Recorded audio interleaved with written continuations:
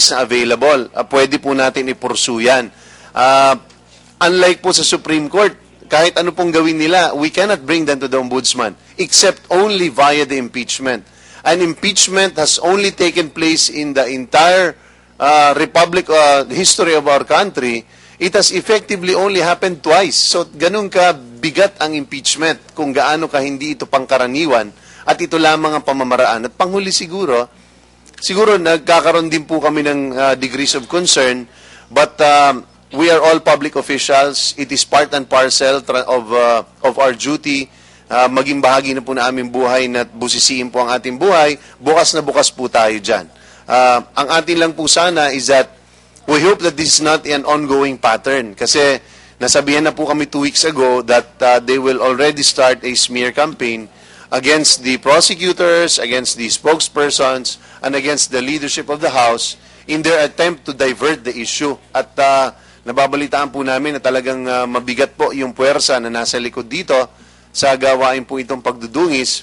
Tulad ng sabi po namin, matatanda na mga congressman, kaya nila ipagtanggol ang sarili nila. Sana lamang po ay huwag tayo ma-divert. Ang pinag-uusapan po dito ay ang impeachment, betrayal of public trust ng ating Chief Justice ng Supreme Court. Sir, just a follow-up. Sabi ni BIR, di ba nag-start na sila with CJ sa investigation? Willing ba yung any member of the prosecution panel na pa-imbestiga rin at pabulatlat sa BIR kung para maging fair lang at maging parehas yung credibility especially ng mga panel? Willing din ba kayong pa-imbestigahan sa BIR yung mga ano nyo? Lagay ko, wala kaming choice dyan. Kung iimbestigahan kami, whether we like it or not, hindi namin ma-prevent po yun. Are you going to voluntarily submit yourself? Yeah, no, siguro, we don't even need to voluntarily submit ourselves. The BIR is obligated under the law na dapat wala silang pinipili. Mayaman, mahirap, kapag nagkaroon ng kasalanan at nakita po nila, ay dapat po natin yan itinutulak.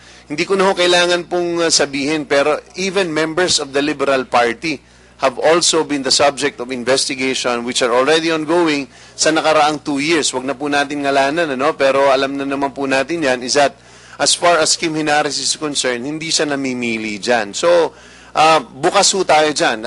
Responsibilidad ng BIR yan kapag meron ho dyan nagpipigil dahil po opisyal o isang kongresista o senador, tingin po namin nagkakasala din po sila. But let's not forget, this is all a diversionary tactic on the part of the camp of Chief Justice Corona to divert our attention.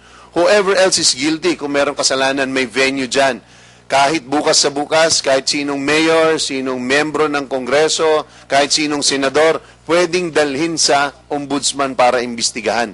Ang members ng Supreme Court, you need at least the vote of 95 to be able to start an investigation sa mga ito. So, wag sana tayong mawawala sa focus.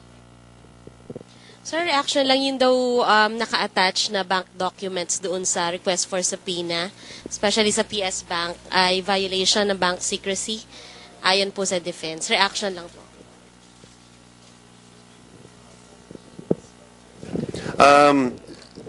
Malinaw po yun, ano? At ipapaliwanag po yun. Nakasulat naman ho doon yung how that information came to the hands of the prosecution.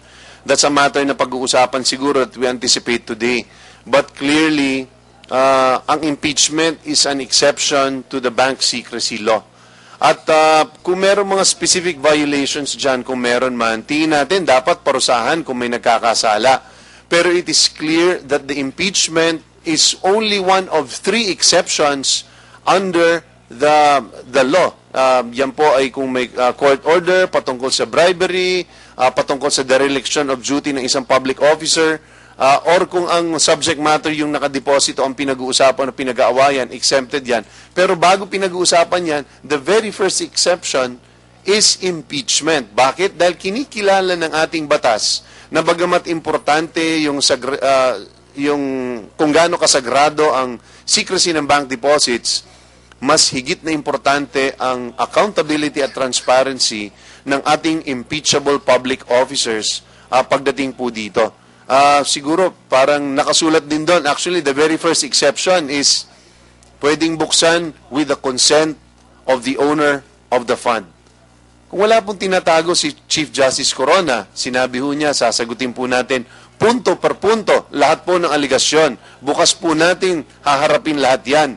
Siguro po ito yung pinakamagandang pagkakataon na ibigay po niya ang kanyang consent at tingnan po natin kung talaga pong dinideklara ho ba niya lahat ng kanyang pera sa kanyang salin.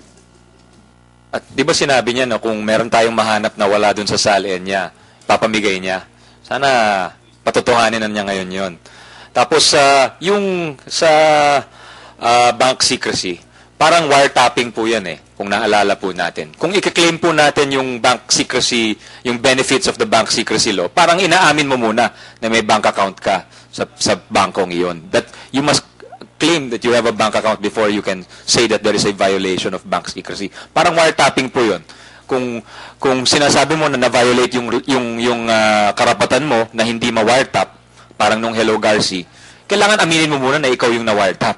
Parang ganun po yun So, wala pang umaamin. So, palagay natin, hindi pa natin mapag-uusapan yung violasyon. Sir, hindi ba magiging sub-judice yung ginagawa ng BIR contrary na may ongoing trial si Corona sa impeachment court? Well, klaruhin natin, yung sub-judice, that is isang tuntunin po yun sa hudikatura. Yung impeachment court, na-establish na po natin na kakaiba po ang impeachment court, no? At klaruhin din po natin, sa impeachment, ang tanging parusa lang po dito ay yung pagtatanggal po sa posisyon at ang pagdidiskwalipika para humawak ng ibang posisyon sa gobyerno. Yung parusa naman po sa isang BIR examination, maaring multa, maaring may kulong po dyan. So, iba po ang pinatutunguhan ng dalawang investigations. Siguro yung pagdagdag na lang doon, yung magandang katanungan because lalo ito pinapakita yung matagal na naming sinasabi na ang impeachment is just a political process. Kahit anong mangyari dito, walang pagkakakulong. Kung may criminal liability, kinakailangan mag-file ng panibagong action o panibagong venue. Ito yung mga malinaw na halimbawa na talagang nagtutulak kung bakit namin sinasabi from day one, hindi natin pwedeng itrato ito like a criminal proceeding na napaka-stricto ng proseso dahil ang criminal proceeding, hiwalay pa ho yan. Tulad nito, kung may possible violation po ng BIR rules o tax evasion, yan po ay hindi ho dito kukunin o ihuhusgahan. Lilitisin po yan ng hiwalay. Hiwalay po na pruweba, hiwalay po na rules of evidence ang gagawin po doon. Sir, clarification lang. Kanina dun sa testimony ni BIR Commissioner Jacinto Henares, marami siyang sinabi patungkol at makakatulong yun sa pag-build up ninyo ng case. However, sir, hindi pa po na-establish ng prosecution na expert witness si BIR Commissioner Jacinto Henares. So, paano po magagamit ng prosecution yung mga testimonya na kanina kung hindi pa na-establish na pwede siyang magbigay ng, pwede niyang i-critique, kumbaga, yung SALN at yung income tax return ni Mr. Corona? Pinayagan po yung testimonya po ni Kim Henares doon sa kanyang opinion sapagkat tinanong po yun nung defense counsel doon sa kanilang cross-examination. Nagtanong po sila nung kanilang SALN. Ang tuntunin po dyan is that pwede mong itanong on redirect examination yung mga napag-usapan po sa cross-examination. Kaya pinayagan po ni Presiding Officer Enrile yung pagtanong tungkol sa SALN. Yeah. Pangalawa is it's already been argued kung i-review po natin sa nakaraan na bagamat pinag-usapan po yun nung una, are we presenting her as an ordinary or as an expert witness. But in fact, in the course of the testimony ni Commissioner Henares, sinabi na rin mismo ng Senate President that we should take judicial notice of, meaning hindi na kailangan ng pruweba na siya is eksperto pagdating sa usapin ng buwis dahil siya ang commissioner ng BIR. Siya ay nakaupo dyan, 2 taon na po siya nakaupo. So it is already assumed. Judicially, we should take notice, meaning wala nang kinakailangan pang pruweba para patunayan na siya ay eksperto at kaya natin tinatanggap. At importante yung sinabi ni Congressman Sani, hindi naman papayagan kung magtanong pa uli pagdating doon sa SALN on redirect. No? Nag-direct exam po tayo, tapos nagkaroon ng cross-examination.